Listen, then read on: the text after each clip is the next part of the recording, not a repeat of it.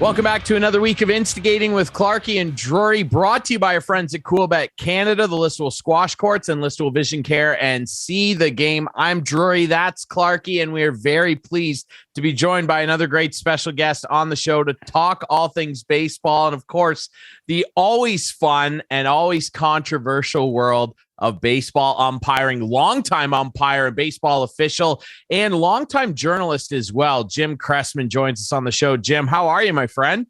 Hey guys, I'm doing great. I hope you guys are doing well too. How did you enjoy winter? Winter was the best. It was the other day. Fantastic. Yeah, it was great. I got out my Christmas decorations. I figured, what the heck? I know. Yeah, I thought I had woken up from a long nap or something, and it was like December 15th or something. Yeah, that was very nice. It's beautiful today, though, and it was. Unfortunately, what that's going to do in our area is going to set probably the baseball season back a week or so because of all the ground now is so saturated after all that snow melted. But anyway. Yeah, it'll be really wet, and hopefully the fields aren't too damaged from that, because I know a lot of fields around here were getting set up, but some of the fields that definitely aren't damaged are in Major League Baseball, and it's been an interesting start to the season, and we've already seen it. You know, Joe West retired last year. He's actually starting a podcast, Clarkey. I'm sure you're going to be one of his first subscribers, but the numbers are out, and the umpires again are in the heat of it. We saw it with the Jays game the other day. We saw it recently in the Tigers-Yankees series as well. What's your opinion on umpiring right now, Jim? I know you're a staunch defender of umpiring, as you would be. You were an umpire for a very long time. What's your impression of just people's reactions and continued reactions to controversial umpiring scorecards? You know what? I'm going to relate it to the Kershaw situation where he was pulled after 7 innings with the perfect game because he only had, I think, 11 innings in spring training. Mm-hmm. It's been the same for the umpires because of the abbreviated spring training.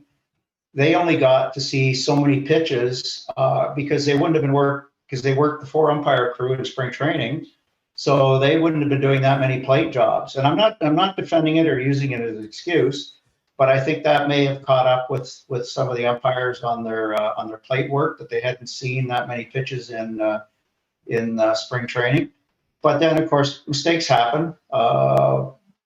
Sometimes they just kind of get a little over glorified or whatever, especially if the Jays are playing, because the Blue Jay fans all think that the umpires are trying to screw the Blue Jays because they're Canadian, but that's the farthest thing from the truth. But I think it's just the fact that we have seen early in the season some mistakes, and that Jeff Nelson the other night is the one that definitely comes to mind on his plate work. And I have to admit, I'm really surprised because Jeff Nelson is one of the top umpires. This is I believe it's his 24th year. He's worked 4 World Series.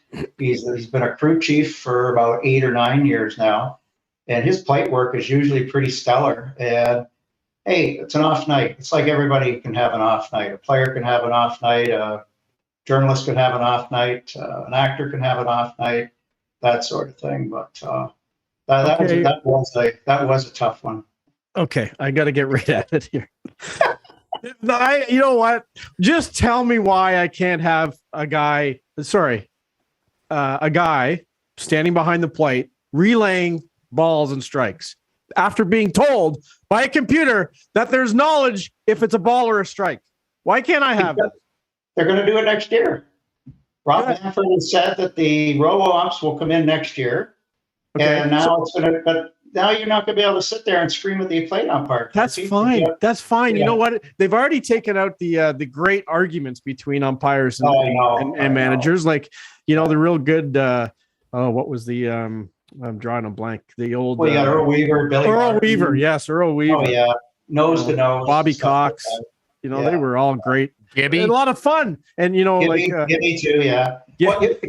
Quick Gibby story. Okay, I know I always tend to digress. No, we had him at our sports celebrity dinner the year after he left the Blue Jays or fired or whatever the deal was there. And Ken Reed from Sportsnet was our MC, and so he interviewed Gibby. And so as the introduction film for Gibby, they showed all his ejections from that season. Ken had brought that along. And so Ken, the first question was, Gibby, what was up with all those ejections? And he said, if you had to sit in that dugout night after night after night and watch that crap, you would have been getting ejected too. I thought, hey, Gibby's human. I kind of like the guy. Okay, so we're gonna go the robot ump. Okay, yeah. How do you feel then, as an umpire, about that change? The Major League umpires are all for it because it just takes one thing off of them that the managers can be screaming at them from the dugout. Yeah. Now the only thing is the plate umpire is still going to be needed because he's still going to have to absolutely duties like play at the plate, fair foul, check swing, stuff like that. But also, this is the problem with the robo-ump thing. If a ball bounces in the dirt, passes through the strike zone, it's going to say in his ear it's a strike. Right, but we have to be able to. We have to be able to make a judgment call. You're right. The umpire can overrule on that. Yes, good. Which they were doing in the Atlantic League that they were using it there. So the umpires would have to announce that it was indeed a ball, even though the strike call would have been coming through. But no, the Umpires Association has been on board right from the start on this. It's not going to eliminate any jobs for umpires or anything like that. And it's just going to make it a little bit easier for them. Yeah, it's tough. It is tough, and I admit it's tough. I mean, I've seen a lot of bad umpiring over my time.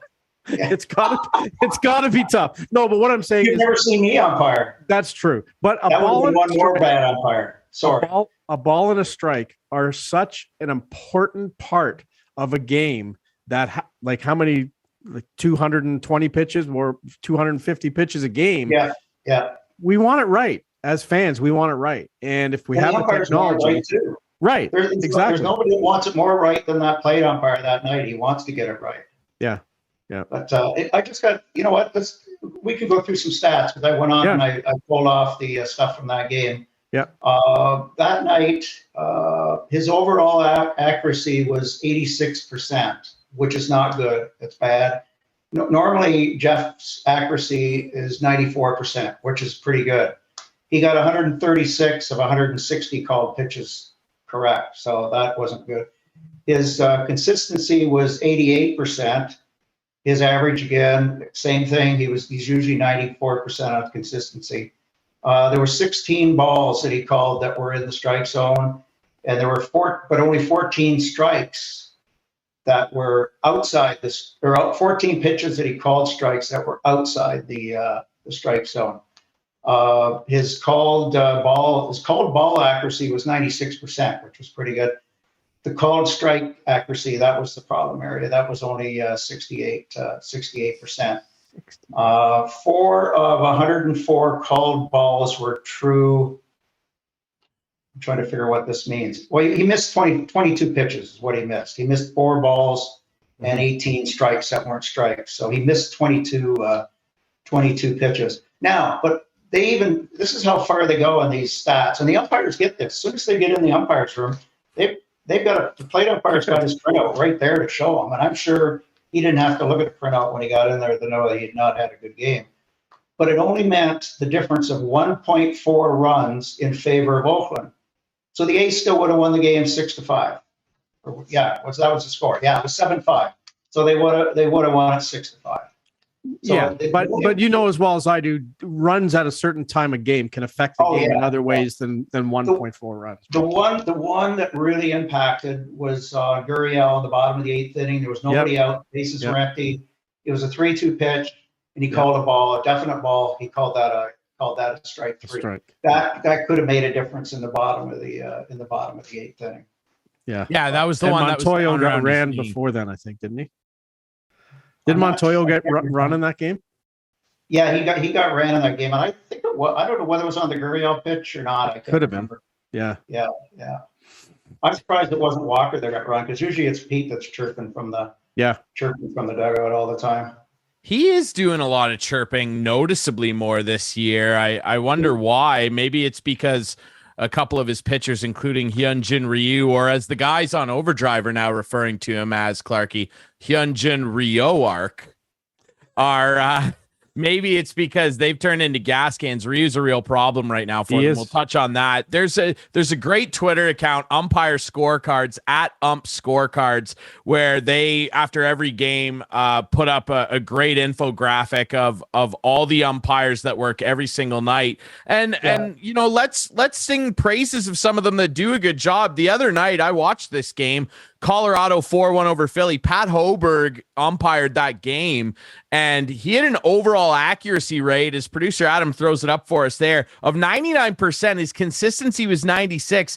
He only missed one call, and it was in the bottom of the first on a strike that he called a ball against JT Realmuto. You can see it down there, the one little green dot in that red strike zone area. Like, he only missed one ball the entire night. Like, it's not always as bad as Clarkey makes it seem. No, apparently every umpire is the worst sports official of all time. It's not actually that bad, is it, Clarkey? Well, it's not that bad.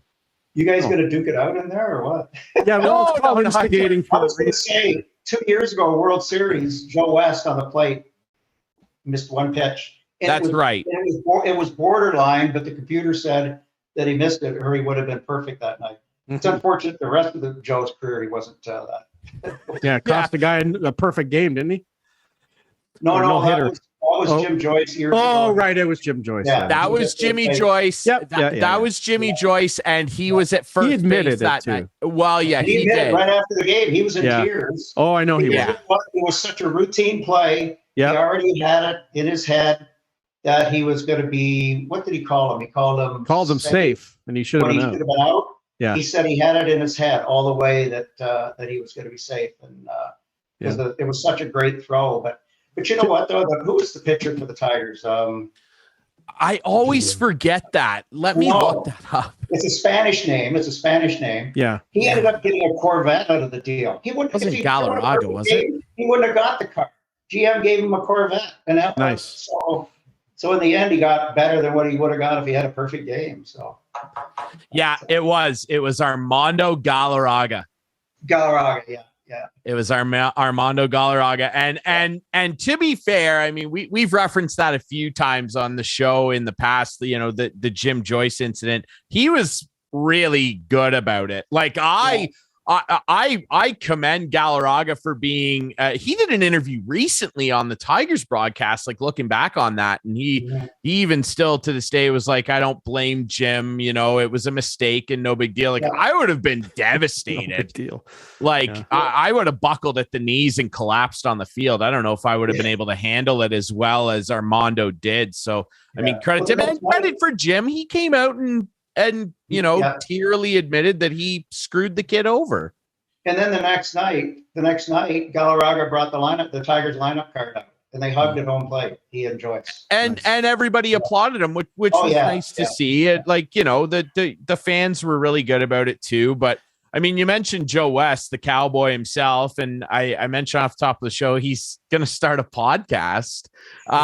What's your opinion of Joe? Because he might be like the most controversial, over the top, seemingly in his own ego umpire that there ever was.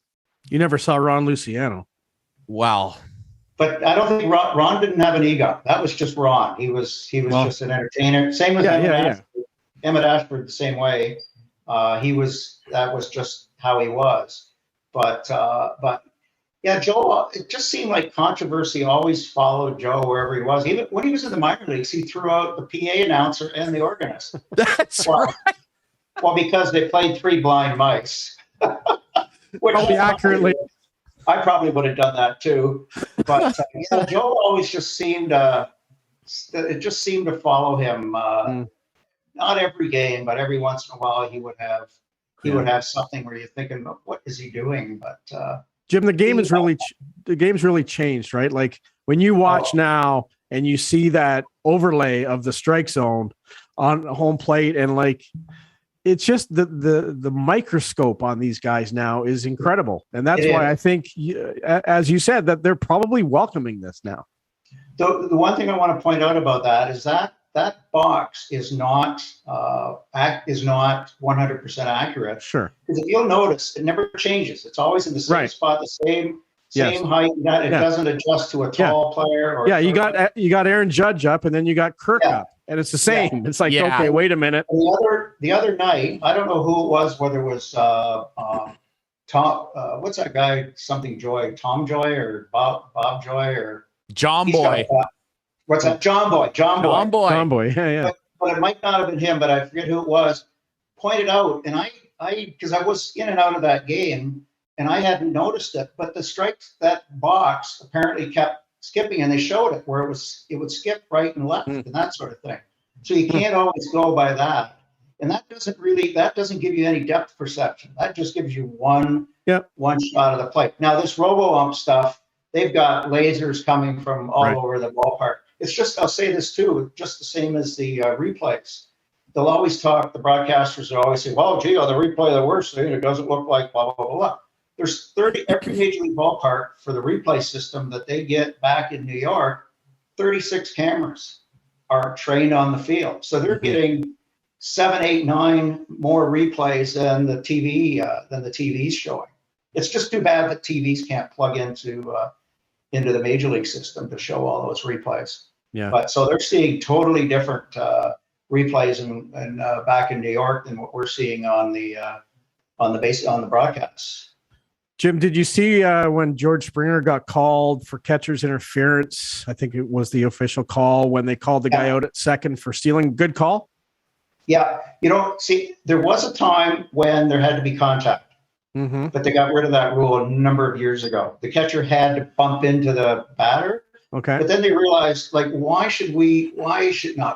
baseball said, why should we be putting the onus on the catcher to show that there's actual interference when the batter has stepped across the plate? That holds up the catcher. He's not going to throw. Because if he bumps him, now we might end up with a fight. So they changed the rule. And now if he blocks him, that he's out. And that was the right call, because he did. Okay, so he didn't interfere with him, but I hear what you're saying. There doesn't have to be contact. But a Texas Ranger can stick his arm out over top of the plate when Russell Martin's throwing the ball back and nearly cause a riot. What's the difference? Are you talking about the playoffs back in the 2-hour-long inning? Yeah, he didn't step. That was Dale Scott. He did not. His arm wasn't even out of the batter's box. Buck Martinez, eventually they talked about it and they showed it. He was still within the batter's box. He's okay in there. He just went like this. His whole body was in the box. It's up to the catcher to go around the batter. The batter did nothing out of the ordinary. He didn't stick his arm out of the batter's box or across the plate or anything like that. That was the correct. The only thing that Dale did, he shouldn't have called time. Exactly. And when you call time, I don't know how you can allow a run to score after. It's in the book. If an umpire makes a mistake, you can go back and correct it. You initiate what would have happened if you hadn't screwed up. Like I would have got ejected for sure. Was fair. You place the runners where you think they would be. They brought that in when they brought in the replay system. I would have got ejected. No question. Well, yeah, but you're a hothead anyway. So. Well, no, not Clarkey. Well, a lot of beer cups got ejected onto the field. So I mean, and it doesn't matter because Jace turned around and had a dramatic win. So that's where I like what they've instituted now. Finally, baseball has come out of the Stone Age and put the mics on the umpire. Yes. So explain what has gone on. If Dale Scott, if they had a mic on him, he could have explained right then and there. And it would have solved it all. But nobody knew what was going on, even the broadcasters and that sort of thing. The only thing that baseball's not doing that I wish they would do, because hockey does it, football does it, and basketball does it, is explain the rule. Baseball is just basically saying they're challenging, they slide at second base, and then they come back and say the call is upheld or overturned. But they need to explain the rule a little bit. You know what you should do? You should write a letter to the fine folks at Sportsnet. Who I have a lot of, no, I won't say it, but, and you know how the NFL has their NFL official on standby, anything controversial, they'll check in with them. You should be the guy, Jim. You should be the guy. Dan goes, Jim Cressman, what do you got? What do you see there? But when would I go to the Blythe Festival if I had to sit home every night and watch the Blue Jays? Yeah, you get a backup guy every once in a while. Yeah. Not Clarkey. And you're going to be sitting outside this year. Blythe's building an outdoor facility, aren't they? Yeah, last year. I sat outside last year, too. Oh, there you go. You didn't support them?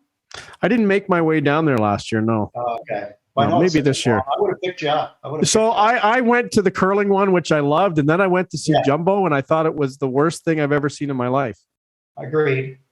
But anyway, I'll give him another chance. The Harvest Stage is great. It's a great venue down there. It's a great atmosphere. But this year they're going to end the season. We were sitting out there when it was like 3 degrees and bundling up and stuff like that. But they're hoping later in the season they can move some of the stuff indoors as well, back into the old Memorial Hall there. So nice. Right. Well, call me when they do a live production of Moneyball, and I'll go down and see it. Jim, I want to ask you, outside of umpiring, because I agree, I'm glad they've got mics on the officials.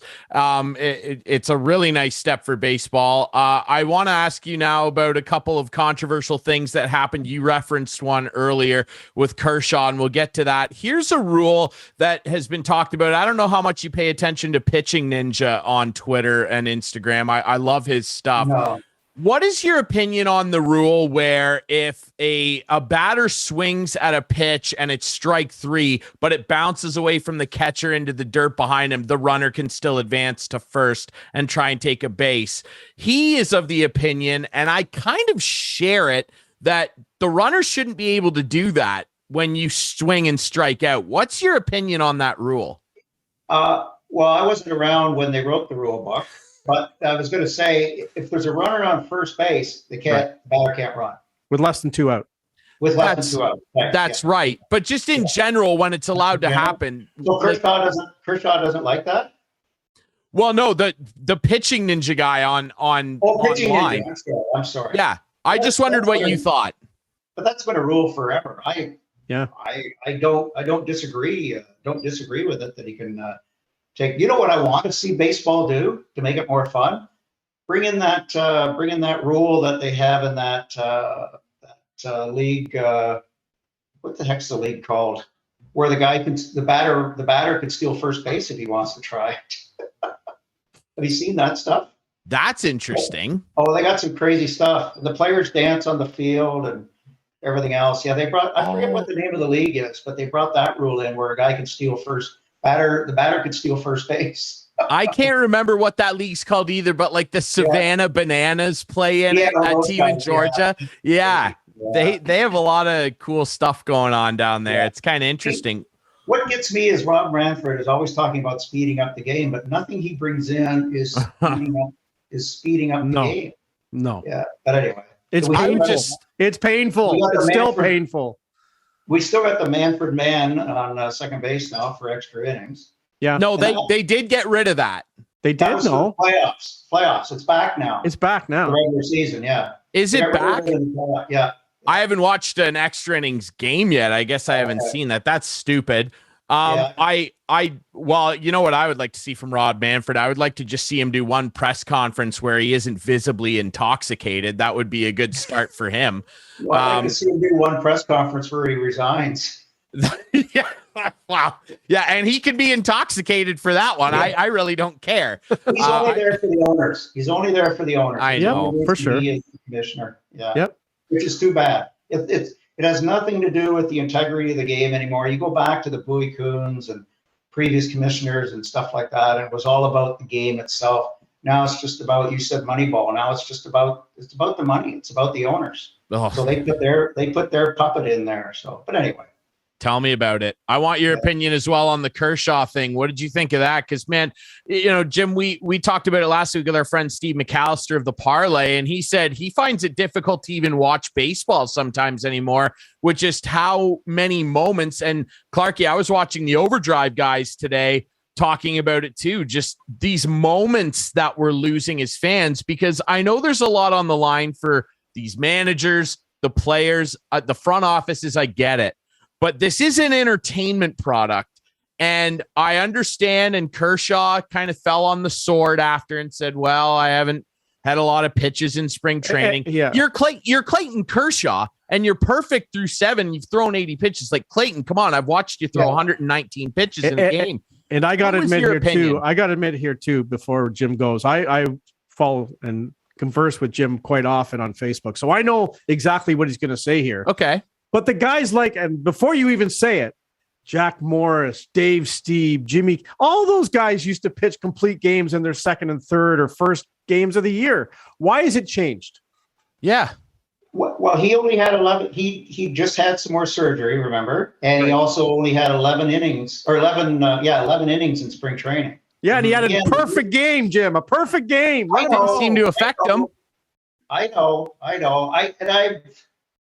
would have loved to see him pitch a perfect game, and he probably would have. But still, they were concerned about the long term with him. He's not a spring chicken anymore either. You got to remember that. But he did. I give him a lot of credit for falling on his sword afterward. Yeah. Some other pitchers would have thrown their glove as they're going off the field and done a big tantrum. But so this leads to the bigger question. Very classy. He is. This leads to the bigger question. Not only are we getting robots, but we seem to have robot managers a lot of the time, and they're just going by analytics. And we saw the other day Joe Madden intentionally walk a guy. I don't think that was by analytics. Corey Seager, intentionally walked the guy with the bases loaded to get a run in. Like sometimes I think we've seen that when the game's out of hand and they just whatever.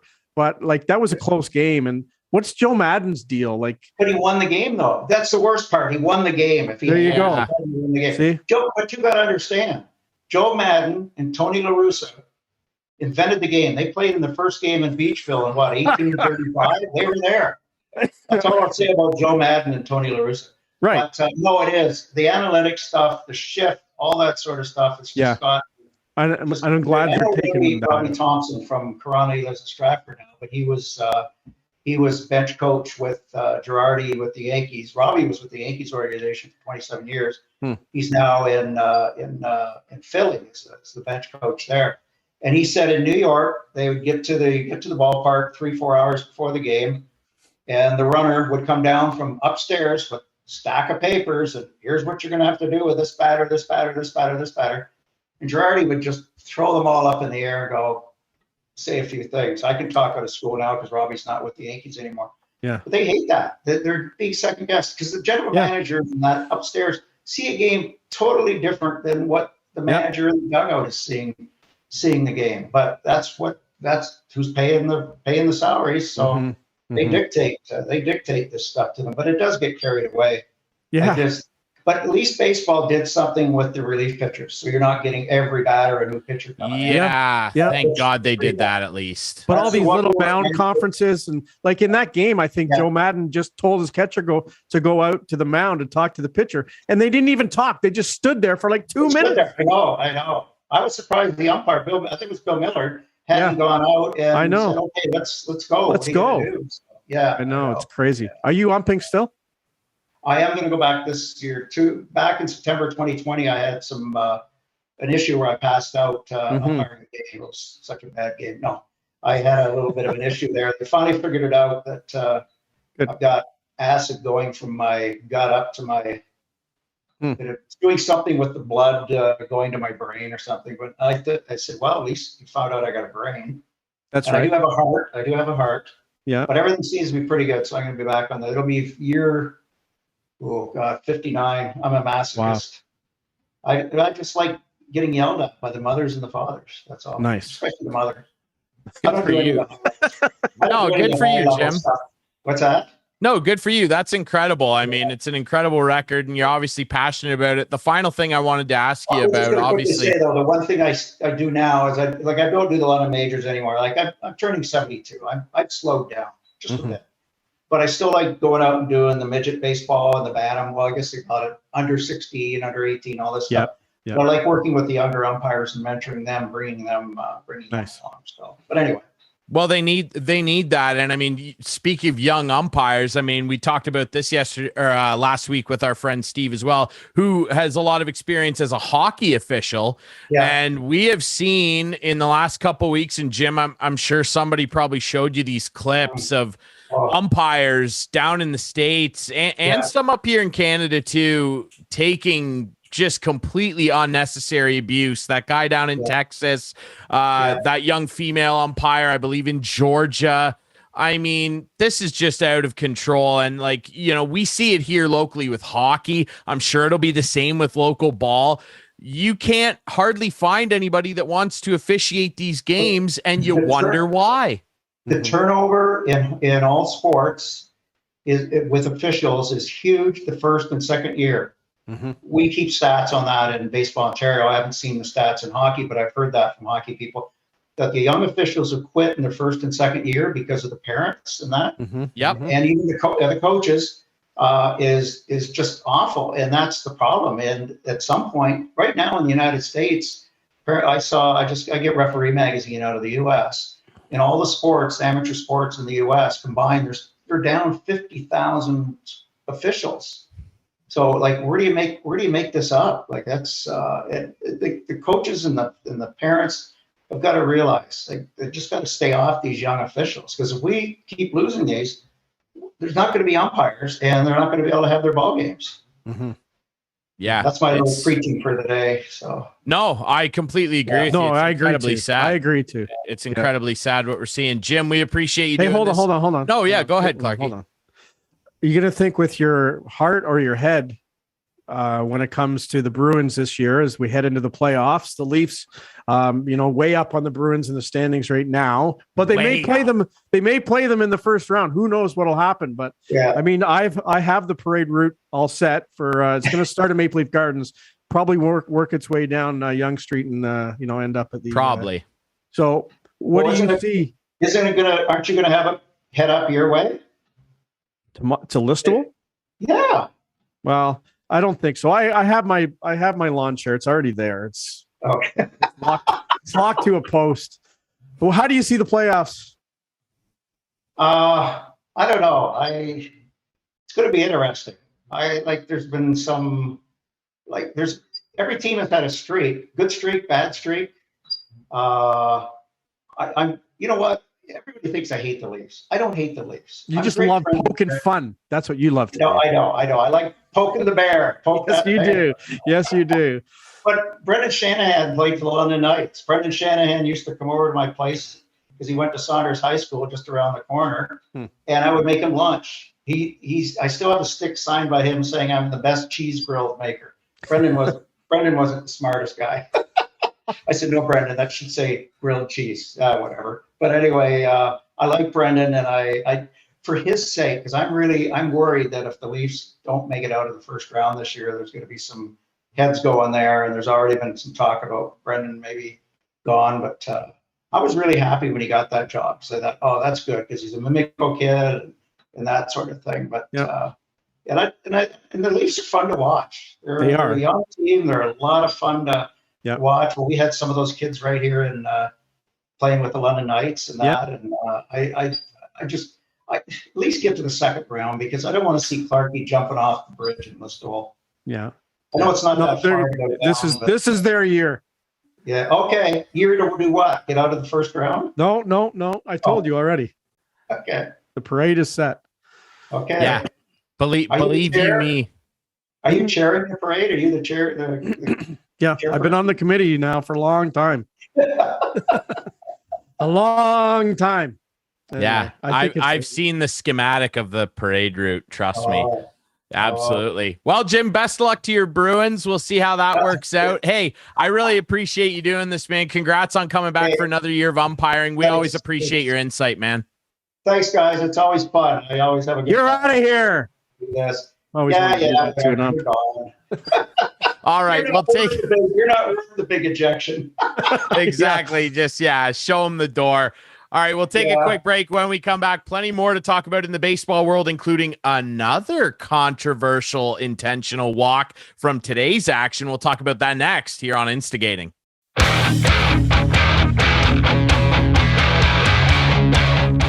Welcome back to Instigating with Clarkey and Drury, brought to you by Coolbet Canada, our friends at the Listowel Squash Courts, Listowel Vision Care, and our friends at See the Game. Thanks to our friend Jim Cressman, longtime baseball umpire and official, and longtime journalist as well. Yes, his 59th year that he's going to go back and do umpiring locally here at the local Diamonds.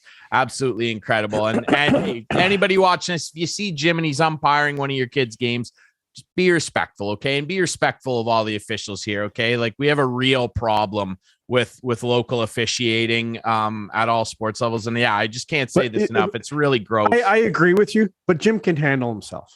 But a 15-year-old umpire can't. So, that's the ones you got to, smarten up about. the guy in Texas that went viral there, like he was, I think, in his late 30s or 40s, and he's suing that coach. And that was the coach, by the way, which, like, I mean, come on, what kind of example are you setting? By the way, it was like 9-year-old kids that were playing in that game. You can go and Google. If you haven't seen the video of what I'm talking about, just Google Texas umpire assaulted. It will probably take you there. And like the worst part about it was the call he made was right. The kid was out. Or safe. No, he called the kid safe, and he slid under the tag. The kid was safe, and he got punched in the face for it. Nice. And then that young lady, I believe it was in Georgia minor ball, that posted the pic of her with the big shiner after some guy punched her in the face, a parent. Like, it's so embarrassing, guys. Like, I just can't stand it. Like, people ruin everything, it's I don't know. Just be respectful, especially, young officials. Like, they're kids, probably getting paid like $50 to be there. They could be doing anything else with their time. And I think in hockey now, the younger officials are wearing a different color armband. To signify their minors and to lay off. Yeah, it's sad. really, they have really to, but they do. I've been ejected once in my life. Once. And coaching softball. Yeah, but I mean, it was 18-year-old girls. It wasn't like 5-year-old girls, and the umpire was a veteran umpire. I understand. He made a bad call. I guarantee you it was a bad call. And I very calmly said, well, you missed the last call, so I'm not sure if you got this one right. That's what I said to him. And that was enough for him to say, see ya. And at higher levels, and certainly in pro, they're pretty sensitive some of the time, and they earn a reputation. And I really don't believe that Joe West or Angel Hernandez or any of those guys really care what we think. And it's different. I do it on Twitter. We all do it. Go on and say that was a brutal call by this ref, blah, blah. What we don't do is go find them after the game and throw a milkshake in their face and assault somebody. It's embarrassing. No, I understand, at the pro level, I've seen a lot too. Is part of the thing. And I've seen a lot at provincial championships for softball. I bet you have. Where we were playing a team from Napanee, and they were incensed by the officials. And after the game, there was a little brick building where the officials were. They were pounding on the door. And I'm like, are you serious right now? Like, if I were the umps, I would have stayed in there and just called the cops. That's what I would have done. Because they were like getting violent. And I'm like, what is going on? It's outrageous. It's just way, way too far. I do want to talk. I mentioned we obviously talked with Jim about that weird Joe Madden scenario where he intentionally walked Corey Seager and walked a run in. If you haven't seen the GIF of Mike Trout out in the outfield reacting when realization washes over his face when he realizes, did we just walk a run in? It's pretty incredible television to see Mike Trout kind of going, what just happened? It's funny. Another one today. We're recording this on Thursday. It's not really funny, but I understand what you're saying. I thought it was funny. It's like Mike, the best player in baseball. And he's I know. Did we actually he's just think, what the heck is going on here? How do it's not funny. It's like, are you kidding me? What's the pitcher even there for? At least let me try to unintentionally walk him. Right? Let's have the computer nerd. And I really don't like saying that because I have a lot of belief in analytics and some of the messaging behind it. But John Madden didn't go by the computer on that. No, I know. Not a chance. Let's have, if you're going to intentionally walk a guy and you think, well, we just want to ground out, let's just have a kid from the stands come out and just lob soft 40-mile-an-hour curveballs at guys. Well, see, they can't do that because they just brought that pitcher in. He has to face 3 guys, doesn't he?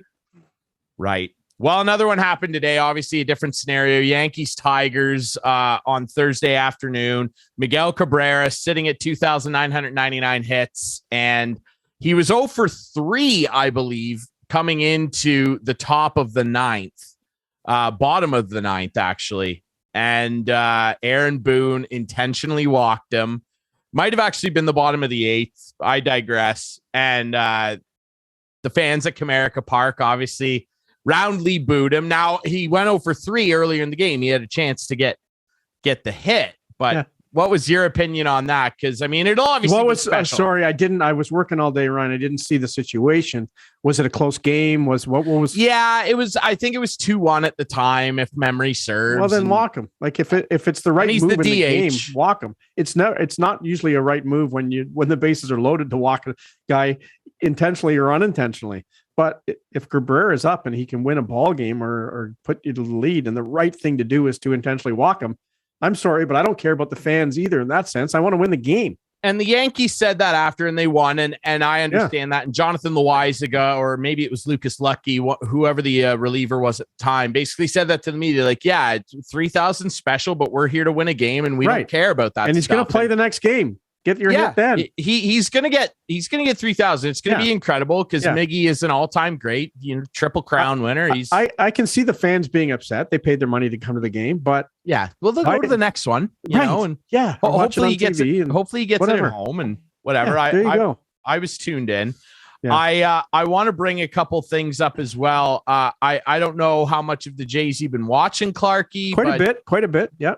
Boy, we got to watch a game here soon. Boy, I don't know what they're going to do with Hyunjin Ryuark, as they're calling him on TSN. Holy Chicken cow. Strips is even out pitching him. Well, Chicken Strips is taking his spot in the rotation. He's gone to the IL, and this is a guy. Let's keep in mind here. 2 years ago, he finished third in AL Cy Young voting. So let you know what? Yeah, but I don't know. I think he's 20 million for the next 2 years. Yeah. And this guy's whole game, he's never been a power pitcher. I mean, he usually tops out at 93, give or take on his fastball. This guy's whole game is built on deception and location, and he cannot do either. Now. He's struggling big time. But the Jays are winning. I think they're in first in the East. So they just got they're 8-5 now. They had a very good trip to Boston. Yes, 3 out of 4. So hey, things are good. But yeah, not every pitcher is going to be great, but what's his name pitched today? Kevin Gausman, and he was that's perfect. That's what you need. And like the Richmond Hill wonder, Markham, whatever you want to call it, where he's from, Romano, he's lights out. This guy's the best stopper in the game right now.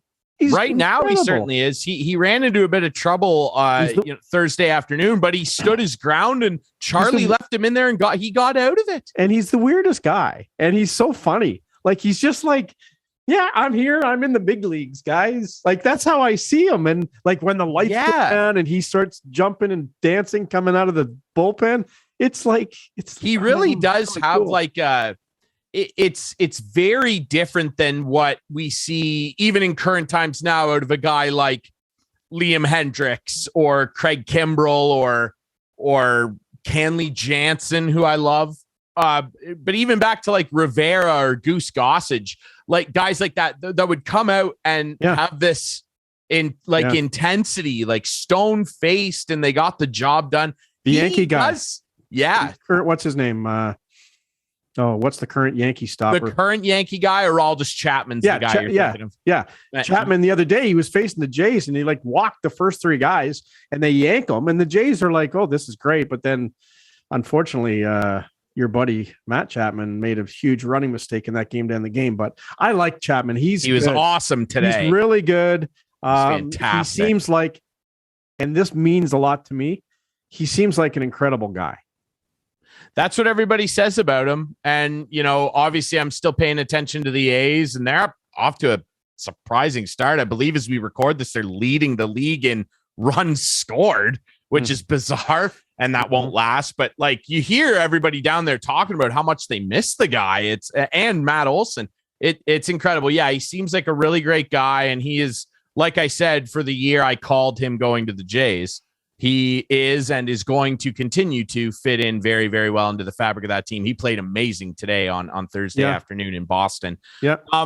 I do wonder, and you're right about Jordan Romano. He does have this very carefree. Looks like he might have just walked out from having a slice of pizza and a beer, and he just is like, I guess I'll pitch and K all these guys out. It really is something. And Gausman, man, that splitter, when he gets that thing dancing, he was making guys look stupid today. He looks like a horse, absolutely. And Barrios had a nice bounce back. Yep. I'm happy. And George Springer had an injury scare the other day. He's okay, pinch hit. on Thursday. So how's Robbie Ray doing this year? Robbie Ray's been his first start was pretty good, looked pretty vintage, and his last couple starts have been okay. Seattle's playing pretty well, though. Like, Seattle's actually playing well. And remember, they made some big additions in the offseason, pilfering Cincinnati of Jesse Winker and Eugenio Suarez, who's really come alive lately. Marcus Semion's starting to come alive. What'd you think of Shohei Ohtani the other night, Clarkey? I'm sure you definitely watched. He K'd 12 batters, and he batted twice in the first inning as the Angels they were running rampant on the Astros. He was incredible. He is incredible. There's no question about it. He's the defending MVP in the American League. He's incredible. No question about it. What I don't like is the new rule that if he comes out pitching, he can still hit.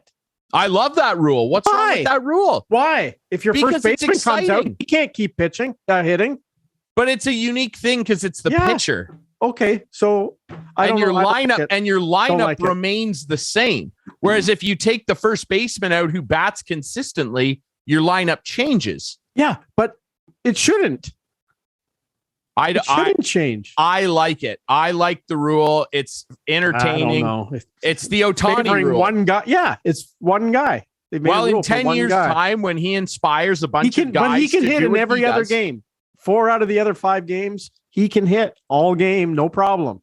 I don't have a problem with it. And he comes out, he's out. He's out of the game. I don't have a problem with it because he's the face of the sport right now. And baseball needs to market itself better. Let's talk about something a little different here. We haven't talked hockey, and we have a week left in the regular season. Yeah. The Leafs are like 8 points up on Tampa, I think, and 9 up on Boston. How that plays out is going to be interesting. The Leafs in Tampa as we record tonight, Thursday night. Yeah. It's almost like okay, you don't look at the Leafs like I do, obviously. Who would you rather face if you were the Leafs, Tampa or Boston? Yeah, like it's a really good question. I guess based solely on what I see in terms of depth of lineup, I'd rather face Boston. But the Leafs have proven that they can hang with Tampa too. The issue is the same as it's always been. When the Leafs stars get checked harder and are closed down more often in the playoffs where space is even more at a premium, can they find a way to defend the other team's stars in the same fashion and squeak out 2-1 wins? Yeah. And I just think 6-4 is not coming. Tampa. And I think they match up better against Tampa in that situation. I really do. They very well could. It's just that Boston does not have Hedman back there. No, nor Vasilevsky. Give credit to Allmark and the goaltending, tandem down there, Swayman. Yeah. Thankfully, the Leafs don't have to play Buffalo in the playoff. Like, how can they? Maybe in a couple of years. Who knows? Lose to Buffalo again this last week. And then they go and play Washington and blow the doors off them. I don't get it. And they're going to play them one more time in DC. I'll be looking for Sunday night. Bounce back performance from my Caps, who actually have played really well down the stretch, surprisingly, despite their horrendous goaltending. Let's touch on that as well really quick, because Matthews, we're recording this Thursday, is going to sit out again against Tampa. Really want to see him get 60. They got 5 games left, including tonight, so we'll have 4 more to get 2 goals. Don't think he's going to pass Ovi's 65 at this point because they're being really cautious with him, but I want to see him get 60. 60 is special. I do. We should mention too, obviously we lost Mike Bossy. Super sad. And him and Wayne Gretzky are the co-holders of the most 50-goal seasons ever with 9. They've now been joined by this guy over my shoulder, Ovechkin, on Wednesday night, scored 2 against Vegas. He is now officially the oldest person ever in NHL history to have a 50-goal season, and he has the most goals ever in a single season by a player aged 36 or older. He passed Teemu Solani's 48. It's just incredible that this guy keeps doing this stuff. And he did it right after we lost Bossy, and it was fitting. And I thought the Isles did a great job honoring him at the Coliseum, the new arena, I should say, the other night. And I had a bunch of memories today pop up on my Facebook. And tonight's the anniversary of the Kadri low blow on Ovechkin in the playoffs, and then Niskanen slashing him, and people thinking he was diving and didn't. Like even the announcers, who were absolutely horrendous, Jim Houston and Craig Simpson in that game, were saying that Kadri dove. Ovechkin gave him a little cross check. And my Facebook memory is I actually broke it down and showed the actual two-hander by Niskanen. But it was this day back in 2017. I remember that. And yeah, you chirped in on it too. Because it was a gross hit against a legend, and Nazem Kadri should know his place. Didn't he go to the dressing room and have a Coke? And then he did. He had a Coke and he came back and he scored. And the Caps won that series, so I don't care. Let's move on to something here. Producer Adam, I sent him a couple things here. I want to start just with an athlete thing. Now, we just talked a little bit about abusing umpires and how stupid that is.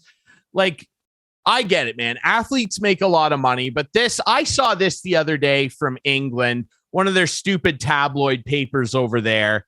Let's throw it up here, producer Adam. And it's from the Sun, not the Toronto Sun, by the way. The what Sun are we doing in England. Look, the Sun credit for anything? It's in England. Look at this headline. So this is Phil Foden. I know you don't know who that is, Clarkey. No clue. He's a star player for Manchester City. They got eliminated from the FA Cup playoffs in England. And look at this headline. Some guy just snaps a photo of him and his girlfriend. Foden buys Lynx and Locozade. I'm assuming that's some sort of brand of Gatorade or something at a co-op store with his partner Rebecca after FA Cup loss. What? He went out in public? Yeah. After a loss? This is so gross to me. It's soccer. People. What do you want? They do this. They did this with the Leafs a few years ago. Remember when they went on the fishing trip and they lost that one game and Riley and them were on the boat? Yeah, because Bozak threw out his shoulder, didn't he? Yeah, or whatever. I don't know. Whatever it was. There was like 4 of them out there. Matthews and Nylander were there too, and they were on a fishing boat, and people were mad because they went out and went on a boat after they lost a hockey game. It's ridiculous that the papers do this sometimes.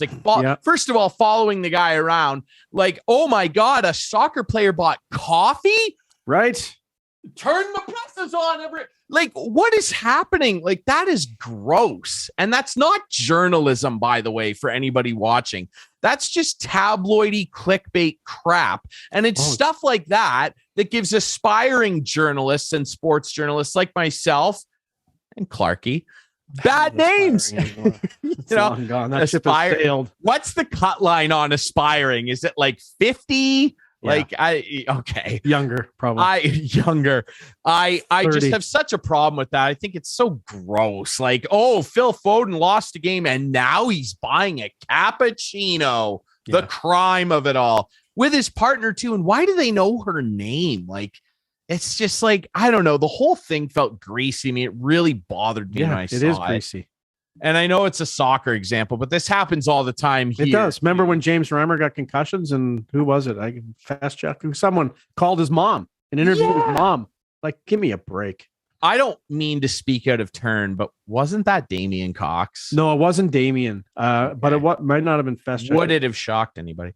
It might have been. Well, I can't quite remember. Now, here's a fun one. Let's end on something fun. I know you'll get a kick out of this, Clark. This is fun. All right. Adam, throw this up for Clarkey. There's a new sponsorship deal in the world of golf. Now, here is John Daly II. This is John Daly, good old John Daly's son. He is a college athlete, and he is Hooters' first name, image, likeness ambassador in college sports. Hooters is sponsoring John Daly's son in college golf. And there's a quote here from John Daly the younger. I have seen my father's great relationship with Hooters over the years, and I am proud to continue my family's association with this iconic brand. And there he is on the first tee box with a couple of the young Hooters girls. So, well, you got to be special, I guess. I thought you would. I go look for Hooters every weekend, and I have a whole bunch of owl pictures that I'll show you one day. That's what we're talking about, right? Owls. I really had to pause myself for a second when you said the first part of that sentence. It's true. I was going my owl pictures. I've seen your owl pictures. Thank you for that. No yes. problem. No problem. I thought we were having a Dumb and Dumber moment there for a second. the hairy can we like run a gif of that on the TV side, Adam? Like Jeff Daniels, nice set of Hooters there. The owls, they're beautiful. That's Lauren Holly, what an iconic film. All right.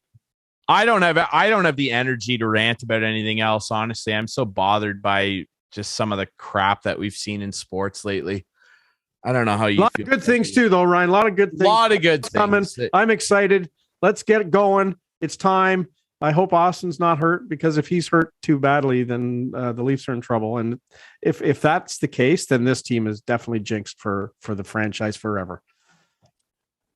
It would take just that now to convince you that they're jinxed. Shush. Like this, it hasn't been enough. You know, you're always, as a fan, you know that you always have hope, and hope runs eternal. And I'm a defender. We had Ian Doig on there a few weeks ago, and I don't like guys who slam their team. I don't like it. And I just think, once again, this could be the year. And I'm afraid that the odds are stacked against them. They always are. They always are. They're stacked against every team usually. And one team wins. One team wins. One team wins, boys. Like That's right. And I just, I wear it on my sleeve, as you know. And I just me too. My friends and family respect that, and just not mention stuff when they get eliminated again. What? Okay, so I'm just putting out a plea right now that soft, but they're not. We're going to be fine because we're going to win the cup this year. Soft petition from Clarkey. Let's all take it easy on him this year. Yeah, just lay off. Had a rough go. Cherry pies from the producer. He had just COVID. Lay off. Just lay off. Yeah, Matthew, his guy's not going to do better than Ovi's goal scoring season. Like, let's lay off. It's already been enough. That's right. 55 years. Let's let Clarkey, relax a little. Okay. All right. That's it for Instigating this week. You can watch us Friday nights at 8, Sunday nights at 9 on Whiteman TV. That's channel 6 for Whiteman subscribers. We debut on our YouTube channel at 9 p.m. Friday nights as well. Follow us online and on social media at Instigating Pod. We appreciate all our sponsors, Coolbet Canada, the Listowel Squash Courts, Listowel Vision Care, and See the Game. Thanks to our friend Jim Cressman, longtime umpire, for joining us on the show this week. We'll be back next week with more Instigating with me, Drury. That's Clarkey. We'll see you next week.